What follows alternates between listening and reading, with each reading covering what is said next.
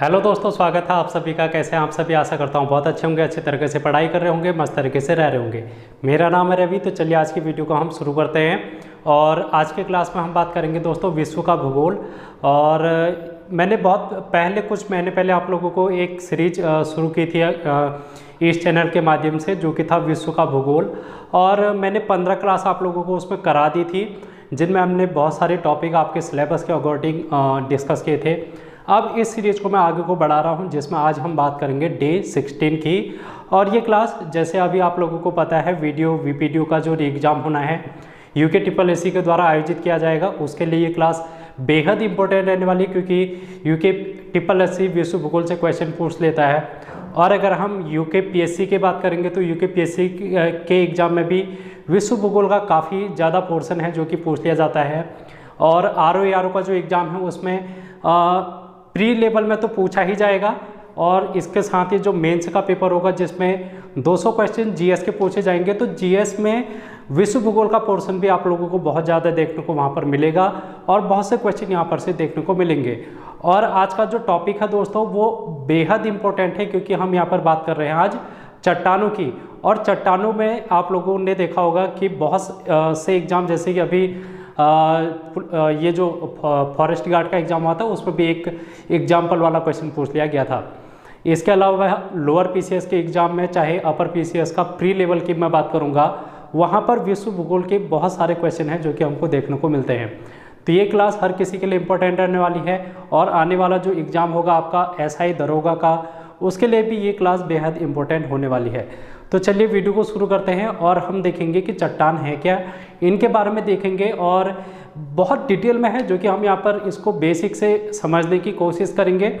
और एक बात मैं आप लोगों को ये बताना चाहता हूँ कि जो कंटेंट आप लोगों को दिया जा रहा है, ये महेश कुमार बर्णवाल की बुक और लूसेंट की बुक दोनों का निचोड़ है, जो कि मैं आप लोगों के सामने प्रस्तुत कर रहा हूँ। आई होप आप लोगों को ये क्लास पसंद आएगी, और आप लोग घर पे भी थोड़ा मेहनत करने की कोशिश करें, पेन पेपर लेके हाथ में बैठें।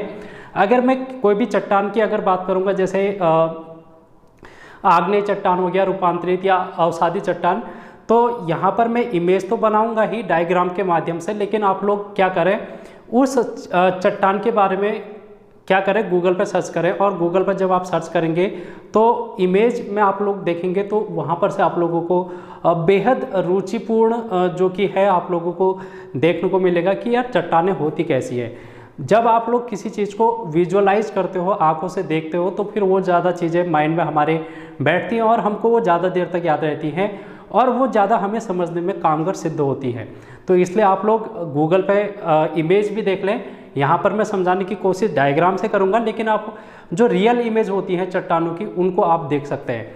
ठीक है, तो चट्टान, जैसे हमारा उत्तराखंड है, उत्तराखंड में हम लोग देखते हैं कि हमारे आसपास में पहाड़ी क्षेत्र बहुत है। तो पहाड़ी क्षेत्र बहुत होने का कारण यहाँ पर आप लोग देख रहे होंगे कि बड़ी बड़ी पहाड़ियाँ हैं यहाँ पर। तो क्या ये चट्टानें हैं? जैसे कि हम लोग समझते हैं, वैसे एक जनरल आइडिया ये लगता है कि जो हमारे सामने बड़ी बड़ी पहाड़ियाँ जैसी हैं, क्या वही चट्टानें होंगी? लेकिन इसको हम यहाँ पर देखेंगे कि वो चट्टानें नहीं होती हैं, वो पहाड़ियाँ होती हैं। और पहाड़ी के बारे में मैंने आप लोगों को इससे जो पहले वाली क्लासेस हैं उनमें बता रखा है। अगर आप लोगों ने नहीं देखी होगी तो देख लेना, जिसमें मैंने पहाड़ी हो गया, पर्वत हो गया, पठार हो गया, इन सारे लेक्चर को कवर कर रखा है और उनके बारे में बताया है। तो आप लोग उनको भी देखेंगे, साथ में इसको भी देखेंगे। इसके अलावा दोस्तों यहाँ पर मैंने इसी क्लास के साथ साथ कुछ क्लासेस में आप लोगों को मैथ और रीजनिंग की भी करा रहा हूँ। तो मैथ और रीजनिंग जिनका बेसिक अच्छा नहीं है, जिनको लगता है कि यार उनके नंबर कम आते हैं मैथ और रीजनिंग में, आप लोग यहाँ पर से हेल्प लेके अपना स्कोर अच्छा कर सकते हैं, प्रैक्टिस कर सकते हैं। ठीक है, तो आप लोग उनकी वो वाली क्लास भी देखेंगे, मैथ और रीजनिंग की। करंट अफेयर भी आप लोगों को कराई जाती है, तो करंट अफेयर भी जरूर देखना। तो अब हम अपने टॉपिक पर आते हैं, चट्टान के बारे में बात करते हैं। दोस्तों मैंने आप लोगों को एक टॉपिक करा रखा है, इसी में आप लोग प्लेलिस्ट में जब जाएंगे तो पृथ्वी की आंतरिक संरचना यहाँ पर मैंने आप लोगों को कराई थी। ठीक है, पृथ्वी की आंतरिक संरचना मैंने आप लोगों को कराई थी, और इस तरीके से मैंने डायग्राम भी बनाया था। उस डायग्राम पर हम ज़्यादा नहीं जाएंगे, बस आप लोगों को ये बताना चाहता हूँ कि जो हमारी पृथ्वी है और इसके नीचे की अगर हम बात करेंगे, पृथ्वी की आंतरिक संरचना की बात करेंगे, तो यहाँ पर विभिन्न प्रकार की परतें पाई जाती हैं। ठीक है, एक के ऊपर एक, एक के ऊपर एक, एक के ऊपर एक, इस तरीके से परतें पाई जाती हैं। और इस तरीके से हम अपनी जो पृथ्वी है इसके जो आंतरिक संरचना है इसको हम 3 भागों में विभाजित कर लेते हैं। सबसे ऊपर वाले को हम बोलते हैं क्रस्ट, और फिर क्रस्ट के बाद 30 किलोमीटर के बाद 2900 किलोमीटर तक यहाँ पर मेंटल आ जाता है। मेंटल यहाँ पर हम लोग देखते हैं मेंटल, और इसका ये मध्य वाला भाग मेंटल हो गया। और फिर इसके जब 2900 किलोमीटर से नीचे आते हैं तो हम यहाँ पर कोर की बात करते हैं। ये हम लोगों ने डिटेल में पढ़ा था, यहाँ से क्वेश्चन बहुत पूछे जाते हैं और मैंने आप लोगों को डिटेल में ही कराया है, तो आप लोग उस क्लास को देख लेना। और तो यहाँ पर अगर हम बात करें कि जो हमारी क्रस्ट है, मेंटल है, इनमें किस प्रकार से चट्टानों का निर्माण होता है और किस प्रकार से ये संरचनाएं पाई जाती हैं, इनको हम यहाँ पर समझने की कोशिश करेंगे और परिभाषा भी देखेंगे कि इसकी परिभाषा क्या होती है चट्टानों की। तो जैसे हम अगर हम इतिहास में जाएं दोस्तों अपनी पृथ्वी के निर्माण की, मैंने आप लोगों को बताया था कि पृथ्वी का निर्माण बिग बैंग थ्योरी से हमारे ब्रह्मांड की उत्पत्ति हो रखी है, और जब हमारा पृथ्वी का निर्माण होना शुरू हुआ उसके बाद धीरे धीरे करके हम ये जीव जंतु जो आप आसपास देखते हैं, पेड़ पौधे, ये बहुत बाद में आए, इनका निर्माण बहुत बाद में हुआ। मनुष्य का निर्माण, जीव जंतु का निर्माण ये बहुत बाद में हुआ, लेकिन सबसे पहले जब हमारी पृथ्वी अस्तित्व में आई उसके बाद जो सबसे पहले घटना यहाँ पर घटी वो घटी दोस्तों चट्टानों की। और चट्टानों में भी कौन सी चट्टानें, क्योंकि उस समय तो पेड़ पौधे थे नहीं, तो क्या होता था, जो ये मेंटल है आप लोगों को ये मेंटल तरल अवस्था में देखने को मिलता है, लिक्विड अवस्था में। यहाँ पर तरल अवस्था आप लोगों को यहाँ पर देखने को मिलेगी, और इस तरल अवस्था में यहाँ पर मैग्मा है जो कि गर्म अवस्था में पाया जाता है। मैग्मा है जो कि क्या है, यहाँ पर गर्म अवस्था में पाया जाता है। ठीक है, इतनी बात आप लोगों को क्लियर हुई कि हमारा जो पृथ्वी है वो पहले आग का गोला था, और आग का गोला धीरे धीरे करके ठंडा जब होना शुरू हुआ तो क्या हुआ, यहाँ पर चट्टानों का निर्माण होना शुरू हुआ। वो कैसे हुआ हम इसको समझेंगे यहाँ पर। फिलहाल आप लोग इसको थोड़ी सी भूमिका के रूप में समझ सकते हैं। अब यहाँ पर ये देखो मैंने ये क्रस्ट बना दिया, ठीक है, इस क्रस्ट को मैंने यहाँ पर बना दिया। अभी आप लोगों ने देखा होगा कि उत्तराखंड में जो जोशीमठ है वहाँ पर एक त्रासदी हम लोगों को देखने को मिली, प्राकृतिक आपदा कहें या फिर उसको हम मानवकृत आपदा कहें, ये तो फिर चर्चा का विषय है क्योंकि दोनों ही अंश यहाँ पर पाए जाते हैं उसमें। लेकिन हम लोगों ने क्या पाया कि जब जोशीमठ की आपदा हुई थी तो ये पृथ्वी पर दरारें हम लोगों ने यहाँ पर देखी थी, क्रैक्स, ठीक है, ये पृथ्वी में दरारें हम लोगों ने देखी थी अपनी भू प्रकृति पर, और इन दरारों से यहाँ पर से पानी का रिसाव हम लोगों ने देखा था। लेकिन ये जो दरारें हैं, हमारी जो पृथ्वी है, पृथ्वी का निर्माण है, जो आंतरिक संरचना है, इसमें बहुत नीचे प्लेटें हैं, प्लेटें भी गतिशील अवस्था में हैं, और फिर इसके साथ साथ ही यहाँ पर असंख्य रूप में दरारें हैं। ठीक है, ये हम लोग देख सकते हैं कि दरारें हैं, ये पृथ्वी के नीचे दरारें हैं। ठीक है, इस बात को आप लोग समझ रहे हैं, ये मान लिया जाए आप लोग दरार, और इसका कोई स्वरूप तो होगा नहीं, कोई एक निश्चित आकार तो होगा नहीं कि यार मैंने आप लोगों को यहाँ पर 90 डिग्री में दरार बना दी, ऐसा तो होगा नहीं ना, या फिर मैंने लेटी हुई दरार बना दी, ऐसा बिल्कुल ऐसा तो है नहीं। हमारी पृथ्वी है, यहाँ पर रैंडम आकार की, बिल्कुल अनियमित आकार की क्या होंगी, दरारें होंगी। अब मैंने आप लोगों से क्या कहा, यहाँ पर मेंटल है, और मेंटल में तरल अवस्था में यहाँ पर मैग्मा पाया जाता है। जब भी कोई चीज़ पानी है, पानी को आप लोग कहीं पर भी डालेंगे तो वो बहने का काम करेगा, यानी कि कोई भी जब द्रव अवस्था में होती है, तरल अवस्था में कोई भी वस्तु होती है, कोई भी चीज़ें होती है, तो वो क्या करती है, अपना स्थान खुद बना लेती है और वो वहाँ से प्रभावित होकर दूसरी जगह में जाने की कोशिश करती है। अब देखो यहाँ पर मैंने कहा कि ये मेंटल है, और ये मेंटल आप लोग यहाँ पर मान लो पृथ्वी के नीचे ये मेंटल हो गया। एक बार देख लेता हूँ मैं कि कट तो नहीं रहा है, फिर यहाँ को इसको हम आगे को डिस्कस करेंगे। तो मेंटल क्या है, यहाँ पर तरल अवस्था में है। इस बात को आप लोग समझना कि ये जो मेंटल है ये तरल अवस्था में है, और तरल अवस्था में जब मैग्मा है दोस्तों, ये दरारों के माध्यम से क्या करेगा, ऊपर को आने की कोशिश करेगा। क्यों? क्योंकि जो तरल की प्रवृत्ति होती है, द्रव की प्रवृत्ति, लिक्विड की प्रवृत्ति होती है, वो क्या होती है, अपना रास्ता खुद ढूंढना। पानी अपना रास्ता खुद बना लेता है, यह आप लोगों को पता होगा। तो ये तरल अवस्था में मैग्मा इन दरारों के माध्यम से जहाँ को भी इनको रास्ता मिलेगा उस अवस्था रूप में ये चला जाने की कोशिश करेगा। तो आप लोग देखेंगे कि ये जो तरल मैग्मा है जो कि गर्म अवस्था में था, ये पृथ्वी पर जब इस तरीके से आता है, इसी को हम क्या कह देते हैं, ज्वालामुखी कह देते हैं। क्या कह देते हैं, ज्वालामुखी कह देते हैं। तो ज्वालामुखी जब इस तरीके से ऊपर आएगा तो यहाँ पर ठंडा होगा और ठंडा होने के बाद यहाँ पर कुछ आकृतियों का निर्माण करेगा, जिसको हम चट्टान कह देते हैं। किसको हम क्या कह देते हैं? चट्टान कह देते हैं। अब ये तो था एक प्रक्रिया जो कि चट्टान बनने की थी। इसको अभी हम और डिटेल में पढ़ेंगे, हम देखेंगे इसके बारे में। फिलहाल आप लोग इसकी भूमिका के बारे में यहाँ पर थोड़ा सा समझें। और अब उसके बाद जब चट्टानें यहाँ पर विकसित हुई, उसके बाद हमारे पृथ्वी में क्या हुआ, धीरे धीरे करके पेड़ पौधे भी आए। पेड़ पौधे के बाद जीव जंतुओं का भी विकास क्रम हुआ। बंदर आया, बंदर के बाद हम यहाँ पर होमो सैपियंस जो कि हम इंसान हैं उसकी भी यहाँ पर उत्पत्ति हुई है। दोस्तों जब कोई भी, जैसे हम पेड़ पौधे की बात करते हैं तो फिर कभी ना कभी वो सड़ गल के क्या होता है, पृथ्वी पर समाहित हो जाता है। अगर हम किसी जीव जंतु की बात करेंगे वो भी पृथ्वी पर ही समाहित होगा। तो इस तरीके से हम लोग क्या देखते हैं, अब धीरे धीरे करके यहाँ पर पेड़ पौधे जीव जंतु है वो क्या होने लगे हैं, मिट्टी में मिलने लगे हैं। अब जब मिट्टी में मिलने लगे हैं तो ये क्या करेंगे, यहाँ पर इस पृथ्वी पर क्या करेंगे, धीरे धीरे करके एक आकार रूप ग्रहण कर लेंगे।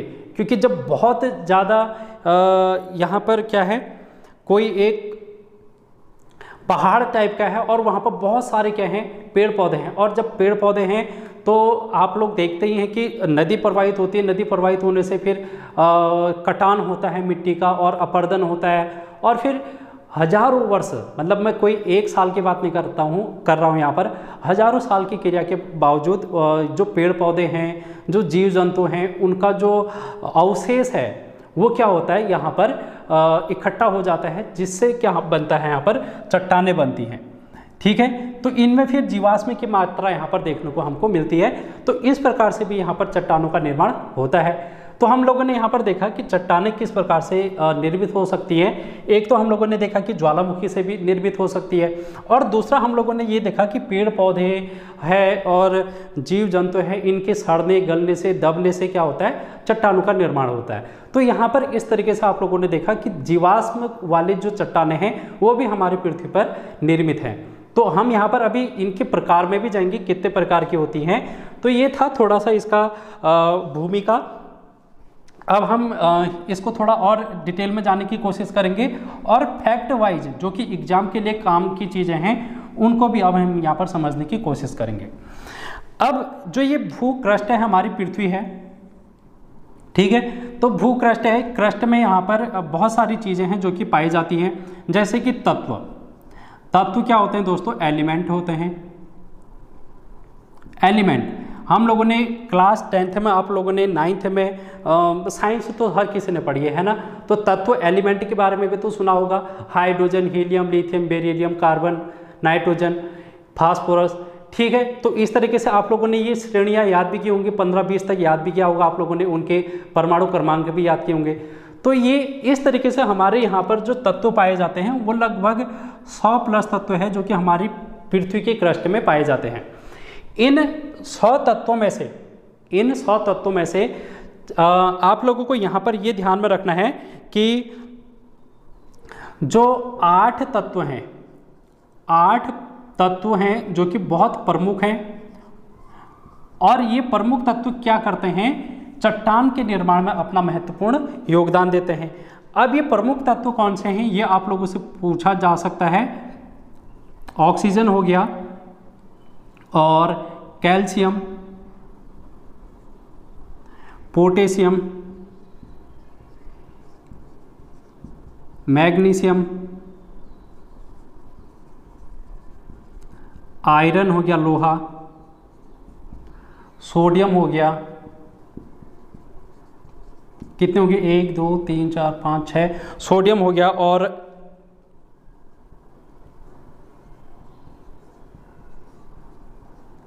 एल्यूमिनियम हो गया, और यहाँ पर हम लोगों को सिलिकॉन।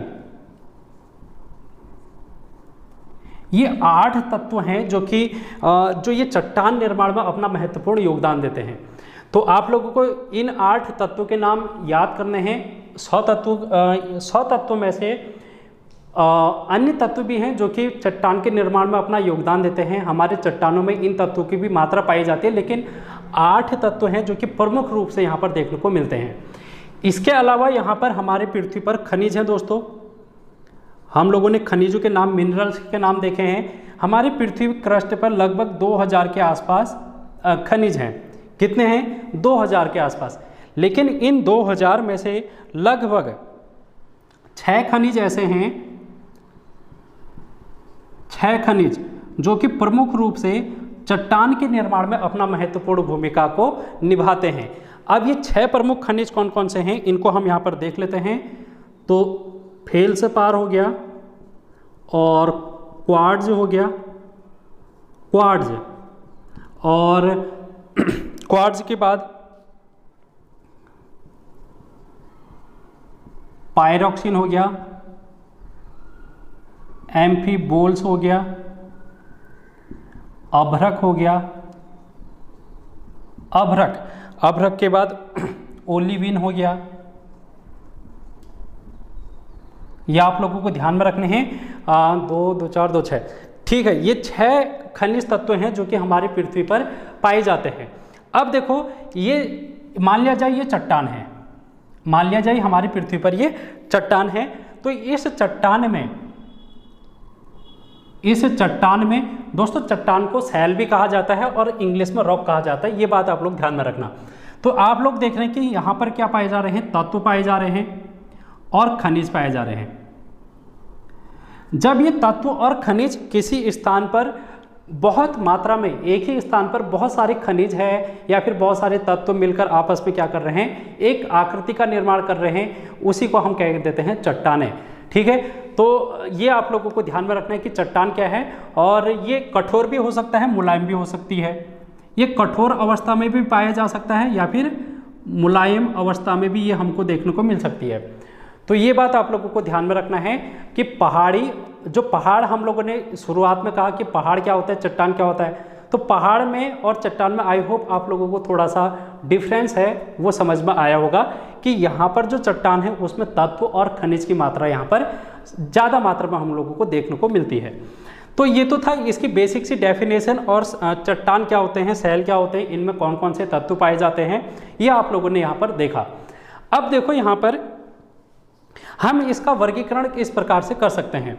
यानी कि अभी हम लोगों ने बात की कि चट्टान का जो निर्माण है वो अलग अलग प्रकार से हो सकता है ना। जैसे अभी हम लोगों ने बात की कि लावा है और उसके बाद जीवाश्म है। तो इस प्रकार से क्या है, यहाँ पर अलग अलग निर्माण की प्रक्रिया से चट्टानों का निर्माण हुआ है। तो अब हम यहाँ पर देख लेते हैं इसके प्रकार। तो यहाँ पर आप लोग लिखना कि उत्पत्ति या फिर निर्माण के आधार पर 3 प्रकार होते हैं। कितने प्रकार होते हैं दोस्तों? 3 प्रकार के यहाँ पर हम लोगों को चट्टानें देखने को मिलती है, जिसमें से पहली चट्टान है जिसको हम बोलते हैं आग्नेय चट्टान, आग्नेय, जिसको हम इग्नियस रॉक बोलते हैं अंग्रेजी में। और दूसरी है अवसादी चट्टान,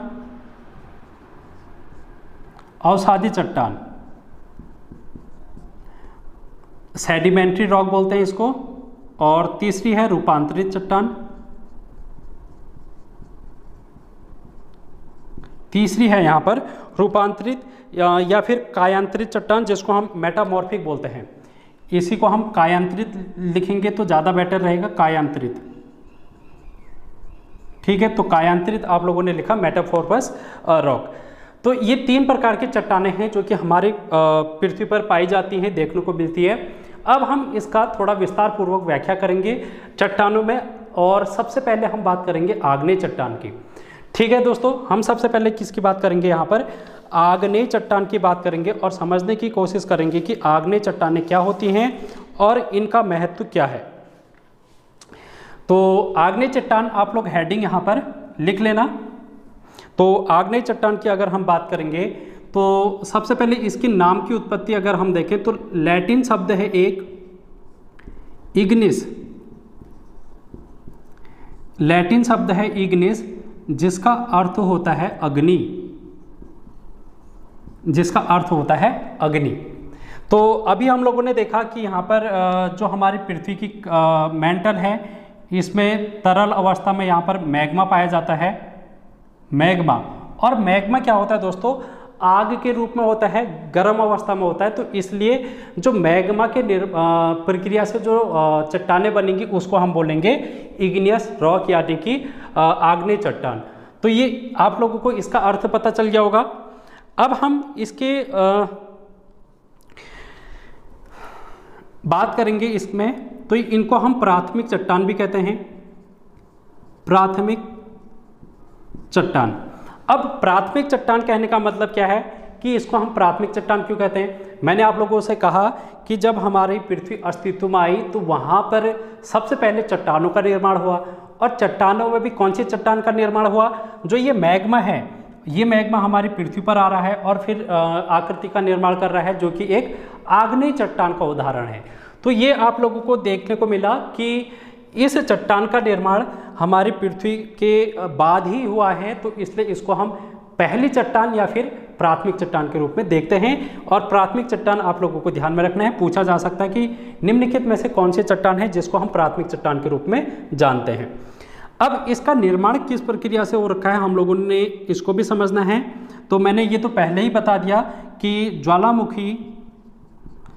ज्वालामुखी का क्या होता है? विस्फोट होता है या उद्गार होता है, और उद्गार से क्या निकलता है? मैग्मा निकलता है, मैग्मा। और जब मैग्मा ठंडा हो जाता है तो ठंडा होने के बाद जो आकृति बनती है उसी को हम बोलते हैं इग्नियस रॉक। IR मैंने लिख दिया, इग्नियस रॉक। ठीक है, इसका निर्माण कैसे हुआ? ज्वालामुखी के उद्गार से मैग्मा निकला, और मैग्मा जो है वो ठंडा होगा, और ठंडा होने के बाद जो आकृति भू आकृति बनेगी उसी को हम बोलेंगे इग्नियस रॉक यानी कि आग्नेय चट्टान। तो इतनी बात है जो कि आप लोगों को यहाँ पर देखने को मिली। इसके अलावा यहाँ पर आप लोगों को ये देखने को मिलेगा कि इसमें जीवाश्म नहीं पाए जाते। इसमें क्या है? जीवाश्म की मात्रा नहीं होती। क्यों जीवाश्म नहीं होगा? अभी सबसे पहले हम लोगों ने इसी पे तो डिस्कस किया कि जो पेड़ पौधे हैं या फिर जीव जंतु हैं, इनका प्रादुर्भाव तो बाद में हुआ, बहुत बाद में। पहले तो आग्नेय चट्टानों का निर्माण हुआ, तो उस समय जब पेड़ पौधे ही नहीं हैं, जीव जंतु ही नहीं है, तो वो सड़ने के गलने के बाद जीवाश्म कैसे बनेगा? तो इसलिए ये जो चट्टानें हैं वो जीवाश्म रहित हैं, यहाँ पर जीवाश्म की मात्रा नहीं देखने को मिलती है। आप लोगों से पूछा जाएगा कि निम्नलिखित में से कौन सी चट्टान है जिसमें जीवाश्म नहीं पाया जाता है? तो ये आग्नेय चट्टान ही होगी दोस्तों। ठीक है, इतनी बात हुई क्लियर। तो यहाँ पर आप लोगों को ध्यान में रखना है। अब यहाँ पर रासायनिक जो प्रक्रिया है, रासायनिक, इसको मैं यहाँ पर से मिटा देता हूँ। रासायनिक अपक्षय प्रक्रिया यहाँ पर हमको कम देखने को मिलती है, लेकिन यहाँ पर हमको कौन सी प्रक्रिया देखने को मिलती है? यांत्रिक और भौतिक प्रक्रिया। इन चट्टानों में हमको कौन सी प्रक्रिया देखने को मिलती है? यांत्रिक और भौतिक प्रक्रिया। ठीक है, और रासायनिक अपक्षय की प्रक्रिया यहाँ पर हमको कम देखने को मिलती है। जैसे कि रासायनिक की अगर हम बात करेंगे, जो जीवाश्म होते हैं वो सड़ने गलने, उसके बाद चट्टान जब बनेंगे तो वहाँ पर एक प्रकार की प्रक्रिया बन रही है, तो वो प्रक्रिया यहाँ पर कम देखने को मिलती है। इसलिए यांत्रिक और भौतिक प्रक्रिया जो कि फिजिकल एक फिनोमिना है वो हमको यहाँ पर देखने को मिलता है आग्नेय चट्टानों में। तो ये सारे क्वेश्चन आप लोगों से पूछे जा सकते हैं, आप लोगों को इसको ध्यान में रखना है। अब इसके अलावा आप लोगों को क्या ध्यान में रखना है कि हमारी जो पृथ्वी की क्रस्ट है, क्रस्ट का 90% भाग जो है वो आग्नेय चट्टान ही है। ये बात आप लोगों को ध्यान में क्या रखनी है कि हमारी जो पृथ्वी की क्रस्ट है उसका 90% भाग हमारी पृथ्वी की क्रस्ट का वो लगभग आग्नेय चट्टान से ही निर्मित है। ठीक है, जो अवसादी चट्टान है या कायांतरित चट्टान, उनकी मात्रा सिर्फ 10% के आसपास ही देखने को मिलती है। बाकी आप लोग यहाँ पर आग्नेय चट्टान से ही हमारी पृथ्वी में जितनी भी चट्टानें हैं उनका निर्माण देखने को मिलता है। तो आई होप इतनी बात आप लोगों को क्लियर हुई होगी। और उदाहरण अगर आप लोगों से पूछा जाएगा, इसमें उदाहरण ये आप लोग थोड़ा सा ध्यान में रखें कि ग्रेनाइट हो गया, ग्रेनाइट हो गया, गैब्रो हो गया यहाँ पर, और पैग्माटाइट हो गया, ये क्या है, इसके उदाहरण हैं। और बेसाल्ट की चट्टानें यहाँ पर होगी, और साइनाइट और बिटुमिनस कोयला।